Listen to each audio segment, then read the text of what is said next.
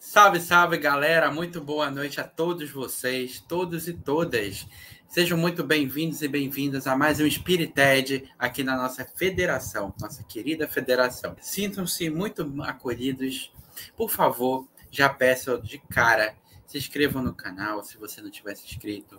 Deixe o seu joinha, seu like, comente o que você acha e também mande suas perguntas hoje. Porque hoje nós vamos receber a nossa querida Viviane Silva Lírio. Ela é professora universitária lá em Viçosa. Ela também é espírita, mas ela é cria capixaba, é isso mesmo. Ela foi do grupo João Evangelista aqui em Vitória, a mesma casa de nossa amiga Lúcia Catabeiga, que vocês já conhecem muito bem. Então, hoje, ela vai falar para a gente sobre um tema muito bacana, a caminhada de Paulo de Tarso. Pode chegar mais, Viviane. Boa noite a todos e a todas, tudo bem? Obrigada, é um prazer poder estar aqui. Eu vou fazer um ajuste só na sua fala, porque eu não consigo dizer que eu fui do João Evangelista, eu ainda sou, né? Amém. Perfeito. A gente fica lá, não tem jeito, toda semana eu estou grudadinha junto ao meu pai, né, a Lúcia e outros amigos lá do João Evangelista. Então, é um prazer, agradeço Perfeito. a oportunidade. Então, seja muito bem-vinda. 20 minutos a partir de agora para você trazer a sua exposição. Sim, senhor. Jordan e demais presentes, eu agradeço de verdade a oportunidade de estar aqui. Realmente moro em Viçosa, Minas Gerais, um pouco distante fisicamente de Vitória, mas mantenho aí um ciclo fenomenal de amigos, né, e de inspiradores, né? Então, como a gente pensa em inspiração, hoje a gente vai falar de uma pessoa cuja trajetória em vida, na última encarnação de destaque, obviamente não na última encarnação, e eu não falarei sobre esses desdobramentos hoje, de fato guiou a experiência de muitas pessoas. Paulo tem algumas características muito interessantes, e talvez uma das mais marcantes tenha sido a proximidade dele. A forma como um homem que viveu momentos de muito desafio, de muitos reveses, de encontros, de desencontros, de lutas íntimas, conseguiu no transcurso da sua encarnação como Paulo, né, de Saulo a Paulo, mostrar que é possível fazer jus a uma transformação sincera. É claro que a visão de Paulo, assim como a visão do próprio Cristo, de Jesus, ela encontra muita diversidade bibliográfica, não é? Sob a perspectiva de Paulo histórico, discussões sobre quem foi, do Paulo sob uma perspectiva religiosa mais tradicional, do Paulo que nós conhecemos, sobretudo pela tradução de Emmanuel, em detalhes, em peculiaridades muito especiais na vida desse homem, o Paulo gnóstico, né, no olhar de pessoas que veem essas relações de outra maneira. Mas nós estamos no movimento espírita e muito conscientemente aqui nós vamos fazer a escolha que recai sobre o lançar mão de alguns detalhes históricos, porque eu acho importante, mas um olhar eminentemente espiritual, né? Espiritualista e espiritual.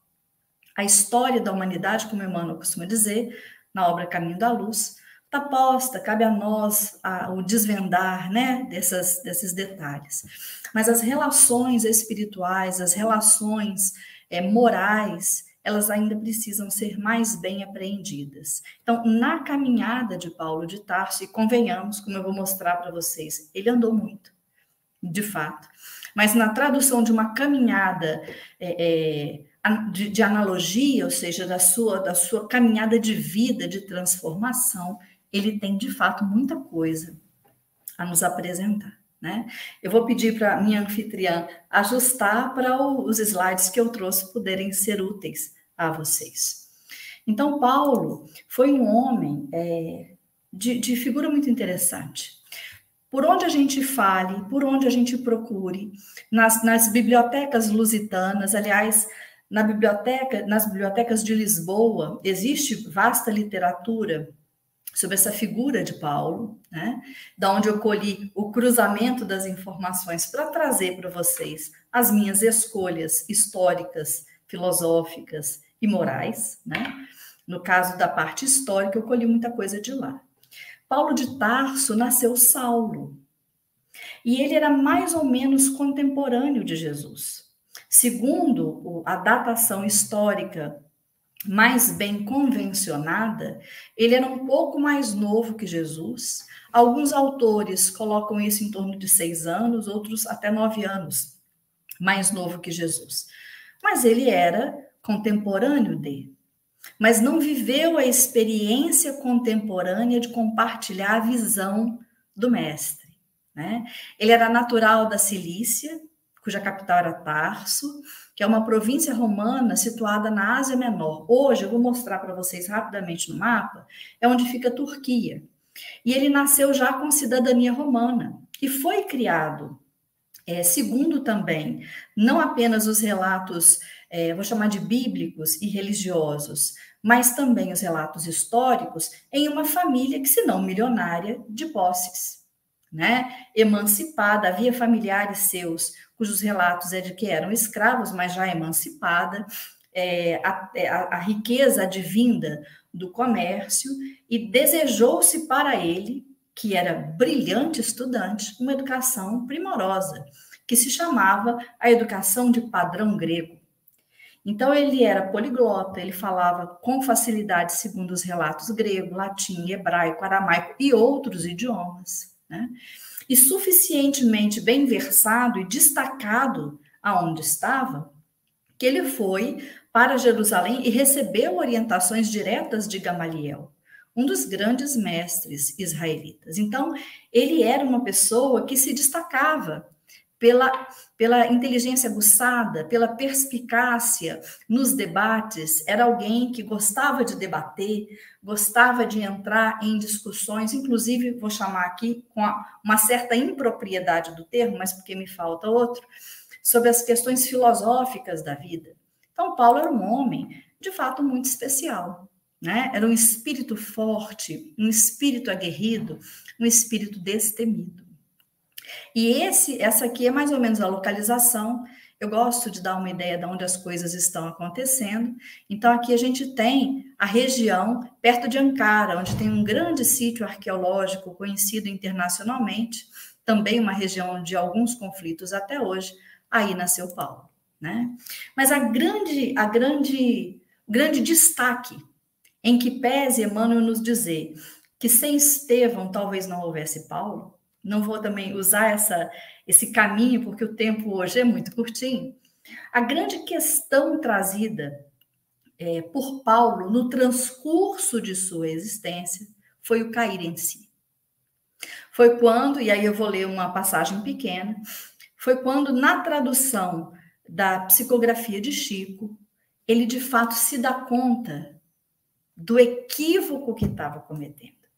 E pense, uma pessoa com a personalidade de Paulo, aceitar que precisava se modificar era algo muito especial. Você pode trocar a proporção para mim, por favor? Isso. É um texto curtinho que eu vou ler. O doutor de Tarso contemplava essa figura, né? Porque ele chega a cair do cavalo quando ele vê aquela figura iluminada que ele não compreende. Ele, com muito espanto, ouve uma voz, que Emmanuel diz, uma voz de inflexão inesquecível, que diz: Saulo, Saulo, por que me persegues? E diz Emmanuel que esse moço tarsense, que Saulo, não sabia que estava instintivamente de joelhos. E ele começou, então, a ter uma espécie de pequena síncope, uma compressão de coração, um sentimento de veneração que ele desconhecia, e ele se prostra e começa a se perguntar o que era aquilo, quem era aquele vulto, quem era aquela pessoa. E aí os soldados que estavam acompanhando ele na estrada, porque era uma estrada relativamente, não vou chamar de perigosa, né, porque perigo é uma coisa relativa, mas que despertava a necessidade de companhia, para ter mais segurança, eles vêm, ele chama essas pessoas, eles vêm porque ele havia caído, né? E esses companheiros não estavam enxergando o que estava acontecendo. Ele então se dirige àquela pessoa e fala: quem sois vós, Senhor? Então a pessoa diz: eu sou Jesus. E ele então caindo em si, se curva e começa a chorar. E essa última frase completa, eu acho belíssima. Dir-se-ia que o apaixonado rabino de Jerusalém fora ferido de morte em seus princípios. Ele teve que morrer e renascer numa outra perspectiva, experimentando no momento a derrocada de todos os princípios que lhe conformaram o espírito e nortearam até então na vida. Banhado em pranto, como nunca lhe acontecera na vida, e ele havia perdido a noiva há algum tempo atrás, fez ali mesmo, sob o olhar assombrado dos companheiros e no sol escaldante de meio-dia, a sua primeira profissão de fé. Ele olha e pergunta: Senhor, o que queres que eu faça? Isso é muito sério, porque a maioria de nós é muito turrão, a gente tem muita dificuldade de compreender os nossos equívocos e, ao mesmo tempo, Saulo, depois transformado em Paulo, mostra para nós duas características fenomenais de um grande espírito, de um grande ser. Ele não apenas percebe o que está acontecendo, como ele não se culpa, ele não se autocomisera. Quantos de nós, quando nos pegamos em grande erro, quando a gente cai, né, em nós mesmos, a gente tem essa expressão de cair em si, a gente entra em profunda ansiedade, quando não em processos depressivos, de autocomiseração, de culpa, de sofrimento, sem achar uma saída. Ele nos dá um exemplo de quem cai e fala assim: meu Deus, imagina o peso disso. Meu Deus, eu estava fazendo tudo errado. Eu entendi errado. E ele reconhece humildemente e fala assim: ok, Senhor, o que queres que eu faça? Isso é de uma profundidade imensa. Mas a transformação dele, e aqui, gente, não vou ficar lendo tudo não, tá? É para orientar a minha fala e a percepção de vocês. Ele não foi imediatamente, desse momento, às suas pregações, isso não foi um salto temporal, assim, de dias, não. Barnabé teve que buscá-lo. Ele estava lá em Tarso, porque ele precisava entender. Ele mesmo sinaliza: nossa, eu não sei nada. O que eu sabia não era verdade. E isso que eu descobri que é verdade agora, eu preciso aprender. Terceira lição. Não apenas ele sai, né? Ele cai em si, como ele se levanta e fala assim: ok, o que queres que eu faça? Quando ele reconhece, doutor da lei que era, né? Expositor brilhante que era, ele reconhece que precisava estudar. E ele escreve, eu vou mostrar para vocês rapidamente no mapa também, as viagens que ele fez, são milhares de quilômetros, ou a pé, ou talvez num burrico, num cavalo, né? Eu não sei exatamente quais todas as disponibilidades que ele tinha, algumas vezes de barco, mas ele rodou muito, ele rodou muito. E escreveu, em síntese, 13 cartas, né, desdobradas. E eu preciso dizer para vocês que há debates sobre a autoria. De qualquer forma, as reconhecidas são essas. Ele viajava, fundava igrejas, no sentido de núcleos de apostolado evangélico, e escrevia, então, em Corinto, ele escrevia para o núcleo de Roma, ele escrevia, né, para vários, para os Tessalonicenses, e aí ia, né? Ele ia fundando e mantendo aquele contato. A gente também sabe que há relatos de uma discussão bem interessante, apesar de pueril para os tempos de hoje, entre o próprio Paulo, que não foi apóstolo no sentido de ser próximo ou suficiente de Jesus, contemporâneo mas seguidor naquele mesmo momento, mas foi sim um discípulo próximo, um seguidor fervoroso, e eu costumo dizer que acredito a ele o termo apostólico, né? Apesar de discípulo e apóstolo serem terminologias diferentes. Vou pedir para minha anfitrião, meu anfitrião, colocar esse slide no tamanho que for possível, maior isso, para dar uma ideia para vocês. Aqui, depois, se alguém quiser, esse vídeo fica guardado, vocês podem pausar e olhar com capricho. São as viagens que ele fez. Primeiro foram viagens mais curtas. Gente, isso aqui é o mar Mediterrâneo, tá? Aqui a gente tem a Macedônia, aqui a gente tem a Capadócia, na Turquia, aqui a gente tem o Egito, e ele transita em quatro grandes viagens, sendo que a maior delas, essa que está de roxinho, foi a segunda viagem. Foram aproximadamente 14 mil quilômetros nessas 4 viagens seguidas, sendo que a última dessas viagens, que é essa que está aqui pontilhadozinho de laranja, ele foi para Roma, mas ele não voltou, porque ele faleceu em Roma, né? Então, essa situação mostra que a caminhada de uma vida, em poucos anos, tá, gente? Mas é a caminhada de uma vida que traduz a própria caminhada espiritual de Paulo. A gente tem como fazer essa comparação. E é por isso, queridos, que ele ganhou a denominação delicada para os padrões brasileiros até, de bandeirante do evangelho.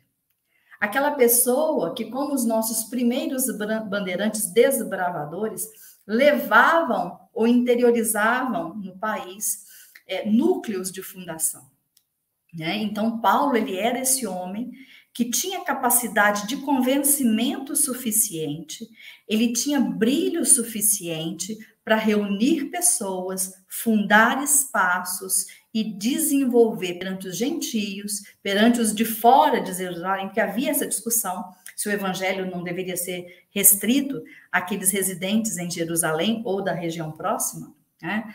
Existe um debatezinho também, não vou entrar por ele hoje, né? Mas ele leva para fora, né? Dando significado de entendimento de que todos nós, onde quer que estejamos, temos condições de e fazemos jus à proposta evangélica, né? Quer dizer, esse sentido crístico de libertação a partir do conhecimento. E aqui eu vou fazer a minha segunda leitura, porque eu não consegui não ler, é de Emmanuel, e eu acho que seria uma maldade eu tentar traduzir, mesmo com pouco tempo que tenho. Porque o questionamento aqui é importante. Certo é, diz Emmanuel, que o inovidável tecelão trazia o seu mistério divino, mas quem estará no mundo sem o ministério de Deus? Muita gente dirá que desconhece a própria tarefa, que é insciente a tal respeito. Mas nós poderemos responder que, além da ignorância, há desatenção e muito capricho pernicioso. Os mais exigentes adverterão que Paulo recebeu um apelo direto, mas, na verdade, todos os homens, menos rudes, têm a sua convocação pessoal ao serviço do Cristo. As formas podem variar, mas a essência, o apelo é sempre a mesma. O convite ao ministério chega, às vezes, de maneira sutil, inesperadamente. A maioria, porém, resiste ao chamado generoso do Senhor. Ora, Jesus não é um mestre de violências. E se a figura de Paulo avulta muito mais aos nossos olhos, é que ele ouviu, negou-se a si mesmo, arrependeu-se, tomou a cruz e seguiu Cristo até o fim de suas tarefas materiais. Entre perseguições, enfermidades, apodos, zombarias, desilusões, deserções, pedradas, açoites e encarceramentos, que ele chegou a ser preso e solto antes de ser preso e condenado à morte. Paulo de Tarso foi um homem intrépido e sincero, caminhando entre as sombras do mundo ao encontro do Mestre, que se fizera ouvir nas encruzilhadas de sua vida. Foi muito mais que um predestinado, foi um realizador que trabalhou diretamente para a luz.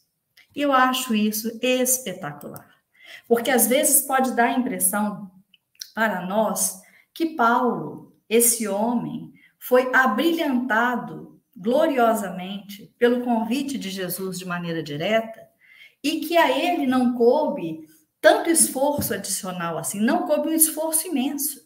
Além da própria transformação, do autoenfrentamento, da autorrecuperação, ele teve que se despir das suas vaidades, dos seus conhecimentos, do lugar que ele tinha no mundo que ele conhecia, para colocar um tear e tecer esses fios de sustento como os fios da própria existência. Muito corajoso. Às vezes a gente não tem coragem de fazer coisas mínimas, ele teve coragem de transformar a vida inteira. Imagina um enfrentamento para si e para os demais, seus amigos, seus conhecidos, seus familiares. Quantos será que compreenderam Paulo? julgo que, de fato, muito poucos, né? Eu separei para a gente, eventualmente, fazer um debatezinho aqui, algumas passagens de Paulo, que são provocativas, caso a gente tenha tempo. Muito bom, inclusive, tinha um minutinho, mas bom que a gente utiliza um minutinho para poder bater papo sobre a palestra. Eu adorei a exposição, eu achei que trouxe reflexões muito profundas, né? E por falar na Lúcia também, ela já trouxe um comentário que eu acho muito interessante dentro do que você falou, Viviane. Paulo percorreu milhares de quilômetros levando a mensagem cristã. Os locais físicos que ele percorreu, na sua maioria, não é cristã, mas as suas cartas são preciosidades para os cristãos.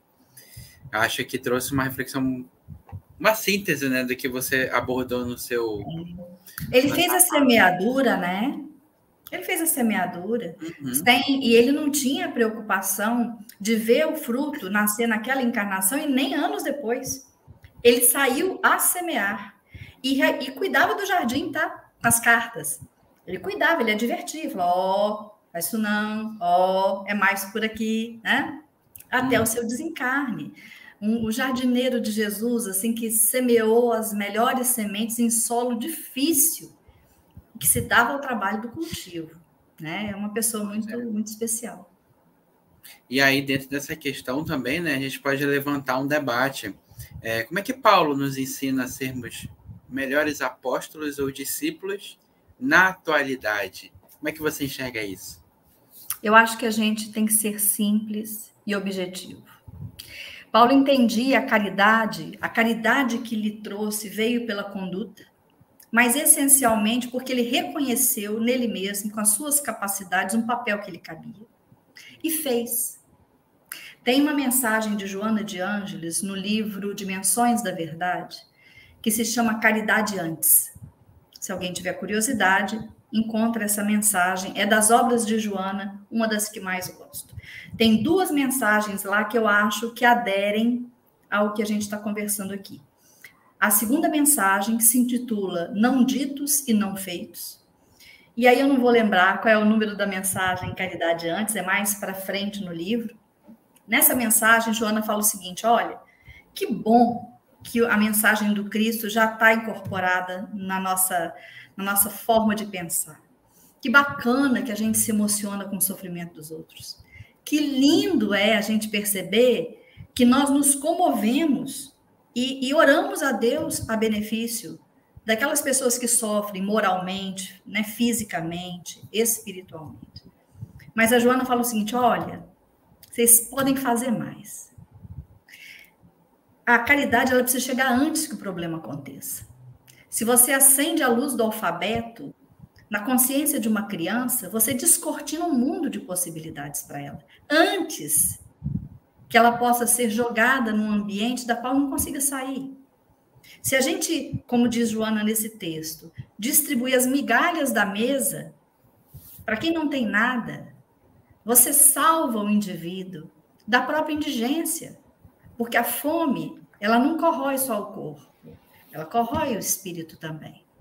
Se a gente leva a doutrina espírita, quando a gente percebe, né, que há espaço para o desalento profundo perante a vida, a gente eventualmente poupa aquela criatura de chegar numa situação tão grave que ela não consiga sair dali com facilidade. Paulo foi quem chegou antes. Ele não foi ao encontro daqueles que queriam ouvir. Ele não foi uma pessoa que esperou para ver se ia dar tudo certo, se a carona estava correta, né, se ia ser tudo confortável. Não. Ele se imbuiu de uma missão, organizou-se de maneira consciente. Ele não foi um imprudente, né? Tanto que ele estudou muito antes as escrituras que estavam disponíveis, mas ele foi. E eu acho que hoje nós estamos com muito medo de sermos quem nós acreditamos que somos, de fazer valer com muita liberdade e muito respeito a quem pensa diferente. A nossa filosofia, quer dizer, viver o cristianismo, viver o espiritismo com tranquilidade, sem alarde, mas com simplicidade. E levar por meio da nossa conduta, que é a candeia viva que nós temos, né? É o farol que nós temos para apresentar esse elemento transformador. Eu acho que Paulo fez isso. Paulo não tinha medo e nos ensina a ir adiante sem medo. Perfeito. Então daria para a gente dizer mais ou menos o seguinte, que a verdadeira caridade cristã é aquela que busca transformar o mundo para prevenir as deficiências, não as deficiências, mas os problemas antes que eles apareçam, né? A caridade no sentido espírita envolve benevolência, não é assim? Envolve indulgência com as faltas alheias, envolve compaixão, é assim que a gente entende a caridade. Só que essas palavras, elas não podem ficar no livro e na boca. Elas têm que ser traduzidas para a humanidade a partir da nossa conduta, porque a conduta inspira. Por que a gente segue Cristo? Porque ele era coerente. Cristo foi a criatura mais coerente entre aquilo que ele pregava e fazia. Paulo era coerente, por isso que faz sentido para nós. Pedro foi coerente no servir ao próximo de maneira, sobretudo material de acolhimento na casa do caminho. Então, essas pessoas inspiradoras, o próprio Kardec, que fez um enorme autoenfrentamento, rompeu com a sociedade parisiense da qual ele era membro, né? Para apresentar uma verdade à humanidade, uma pessoa destemida. Então, essas pessoas nos convencem pela forma como agem perante o mundo. E eu acho que nós já passamos o tempo, sabe? O pessoal, não deixa para a próxima, não vou fazer o negócio. A hora é agora, né? Tá muito arriscado. É verdade. E tem uma pergunta também que veio na sua fala que eu acho muito importante trazer à luz. Como é que a gente pode manter a cabeça erguida diante do reconhecimento das características que nós precisamos melhorar? Eu sei responder essa porque eu fiz comigo. Oxe, ali, né? Propriedade para falar. Não, minha filha, é impropriedade, por isso que eu sei. É reconhecimento da impropriedade. Negócio assim. Quisera eu saber tudo, né? Olha só. Se você está aqui encarnado hoje, eu também, é porque aqueles que zelam junto conosco, né, dentro do escopo aí do nosso livre-arbítrio, com as nossas oportunidades reencarnatórias, se Jesus concorda em que permaneçamos aqui, se os nossos gestores espirituais assim nos auxiliam, é porque eles confiam em nós. E eu não me dou o direito de não confiar em mim. Porque eu parto do princípio que eles veem melhor do que eu. Também tem uma obra chamada, o título essa é até um número, tanto que eu leio, é verdade, viu, gente? Eu leio todo dia. O Livro da Esperança é a mensagem de número 60. E ela se chama Tais Quais Somos. E lá pelo talvez 6º parágrafo, já perto do final, ele diz o seguinte, olha, errados ou inibidos, defeituosos, faltosos, rebeldes, é importante que nós nos aceitemos tais quais somos, sem acalentar ilusões a nosso respeito, mas conscientes que o nosso progresso, nossa melhoria, nosso benefício é bem de todos, a benefício de nós mesmos, pode começar desde hoje, se nós quisermos, porque é da lei que a gente tem a liberdade para melhorar. Então, essa beleza que Paulo fez, que foi cortar o laço da culpa, ele olhou para si e falou, poxa, não está errado, vou começar a consertar. Como? Do jeito que der. Eu vou estudar a respeito, eu vou me preparar e eu vou fazer. Essa confiança em si, e depende também, posso chamar de Jordã, né? Depende também da fé que a gente professa. Poxa, nós nunca fomos tão bons. Eu acredito no aperfeiçoamento do espírito. Se eu acredito no aperfeiçoamento do espírito, que faz sentido para mim, não é decoreba, faz sentido para mim, hoje, aqui, dia 12 de abril de 2022, às 20h31, eu sou a melhor versão da Viviane. Porque se o espírito não retrograda, eu hoje sou a melhor coisa de que tudo eu já fui. Isso quer ser massa. Isso é muito bom. Agora, isso não quer dizer que não tem espaço para melhoria. Tem uma jornada existencial atrás da outra, de aperfeiçoamento. E para encerrar a minha fala, que se você me der corda, a gente vai falar que até, né, semana que vem. Fica tranquila que ainda tem 10 minutos. Tá. Tem um livro não, um filme. Aí, ó, vai ser um filme, como é que o pessoal fala? Não espírita, absolutamente desvinculado de qualquer sentido religioso. Você não era nascido, a obra é de 1982. Se você olhar Robert De Niro nele, você não vai acreditar. Mas eu sugiro que quem não viu, veja. O filme se intitula A Missão. E passa no Brasil, no sul do Brasil, e pela aqueles pampas ali, meio do Uruguai, meio Argentina, e conta a história de um homem, um espanhol, que, vou resumir sem dar spoiler, tá? Como diz a juventude. E esse homem, ele era vigoroso, era um batalhador, vivia de armadura, e apesar de tudo, ele amava profundamente a esposa e o irmão. E essa moça tinha casado com ele meio na marra, o irmão era bem mais jovem que ele. E ele, voltando de uma guerra, ele encontra os dois tendo um determinado relacionamento íntimo impróprio, inclusive para os dias de hoje, e os mata. E quando ele os mata, a culpa cai sobre ele de uma forma tão vigorosa que ele quase se perde. E ele toma uma decisão. Ele vai, então, proteger Gabriel. Aliás, gente, a trilha é de Ennio Morricone e é fabulosa.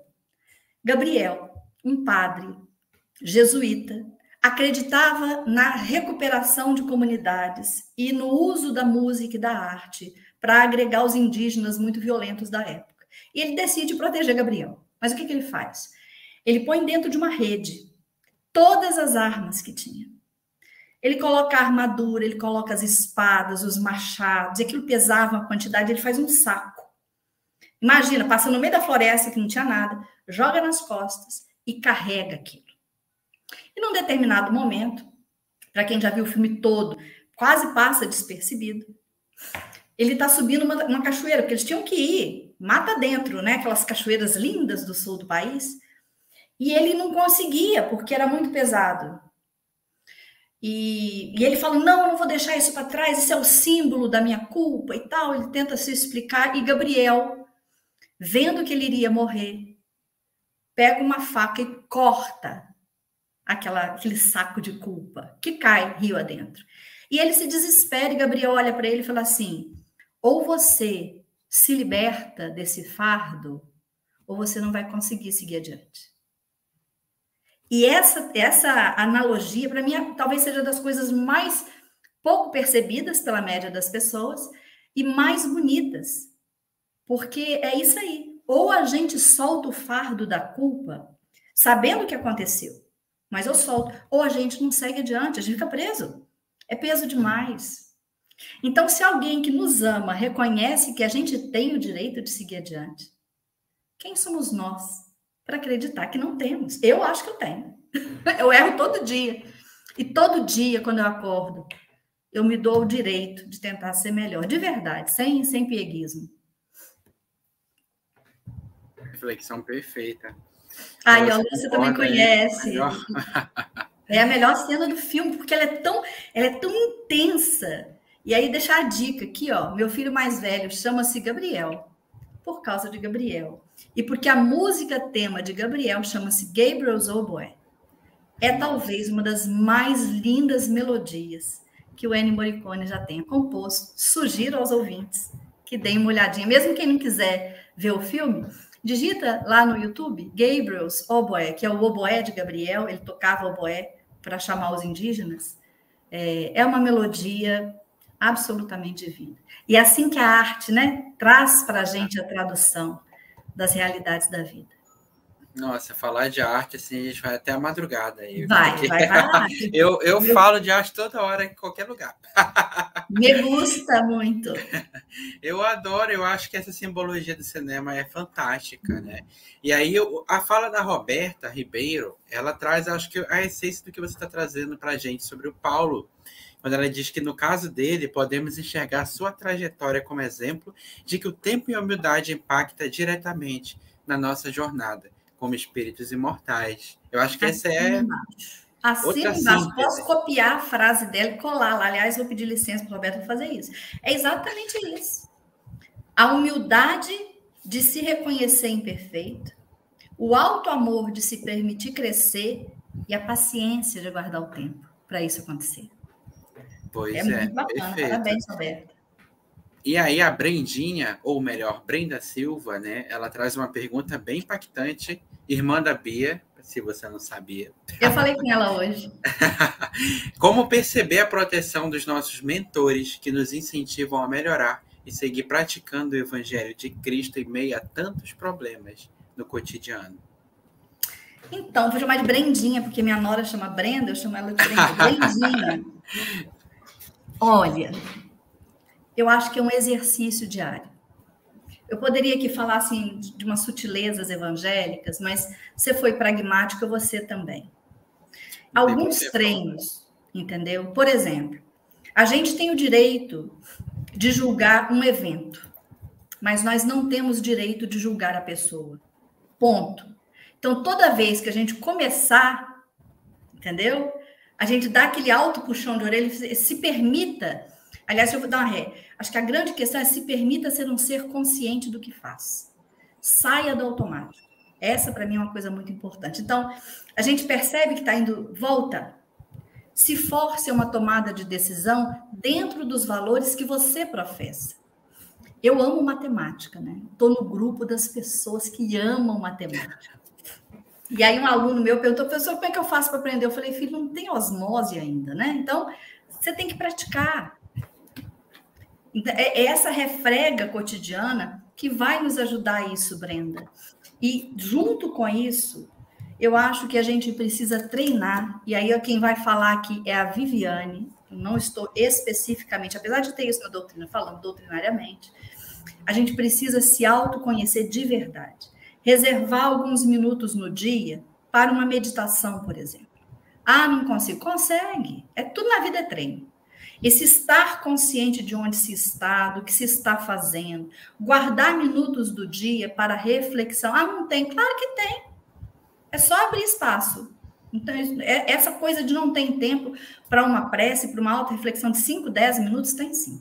Então, a gente começa a aprender a se conhecer sem medo. Sem medo. O mundo não é uma nau, uma troca. Tem pessoas sob orientação espiritual de maior envergadura que zelam também por nós. Agora, a gente não pode ficar nessa posição de tutelado, não. Tipo assim, Jesus está no leme. Jesus está no leme, poxa, mas a gente é marinheiro, vamos ajudar a tocar o barco aqui, ué. Facilitar o processo, né? E aquela passagem de Jesus na tempestade, eu acho que é bem o que a gente está vivendo, né? Todo mundo desesperado, Jesus sentado, eu acho que ele olhava e falava assim, puxa vida, eles não aprenderam ainda, né? Confie em mim que eu sou capaz de acerenar a tempestade. A tempestade faz parte da vida, mas eu sou capaz de acerenar uma tempestade. Quando ele faz o acerenamento, ele chama os discípulos e dá aquela puxada de orelha. Eu acho que a gente vive simbolicamente essa mesma situação. Eu acho que é treino nas nossas convicções espírita cristãs e fé. Essa fé raciocinada abençoada que já temos em nós. Amém. Eu acho que essas duas frases assim que eu vi no chat ajudam. A primeira da Betsaba, eu cumpri a minha missão, cumpra a sua sem medo. Sobre essa coragem que Paulo ensina, né? Eu achei que foi sucinta, direta. E a outra, que eu acho que resume toda a vida de Paulo, né? E de todos aqueles que se entregam ao amor, que é do Ireneu. Não sou mais eu que vivo, é ele que vive em mim. E com essa, manda pra gente as suas considerações finais. O que você quer deixar de recadinho do coração para todo mundo que estava aqui? Primeiro, a gratidão, sabe? Gratidão de honesta, assim. E eu fico tão feliz de ver a juventude envolta nisso, né? Porque eu tô com 50 e a gente vê a juventude envolta, é muito alegre. Mas eu vou falar uma coisa a mais. A espiritualidade que nos protege e ampara, ela precisa das nossas mãos. Essa passagem está no livro Paulo e Estevão. A providência divina requer as nossas mãos para operar no mundo. Então a gente tem que ser colaborador.